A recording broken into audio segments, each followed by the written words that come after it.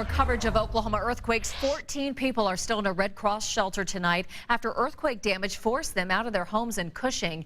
Fox 23 brought you the first live reports from Cushing Sunday night. This is video of the damage in the area from the Fox 23 Skyview drone.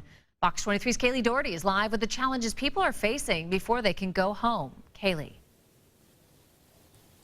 As you can see, everything is still taped off here on Broadway Street, and debris is still at risk of falling. So for anyone that lives in the Cimarron Tower here, it could be a long time before they get to go back home.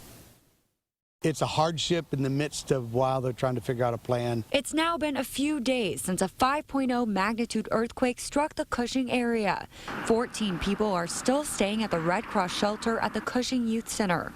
Most of them lived in the Cimarron Tower, which had quite a bit of damage. I got up, opened up my window, jumped out onto the roof, and went down the fire escape. Debris is still at risk of falling, so any belongings left behind have to stay there for now. Floyd Souls lived on the second floor of the tower. He says he doesn't know where else he would go if it wasn't for the Red Cross shelter. I don't really know.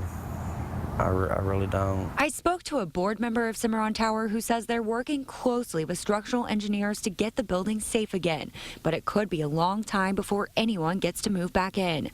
So that's why Red Cross is trying to help shelter residents find somewhere else to go in the meantime. We're here just to make sure that we can help them the best we can. We don't know what's going to go on as far as long term or what these residents are going to be housed in. Red Cross officials believe this is the first earthquake emergency shelter that's had to be set up in Oklahoma.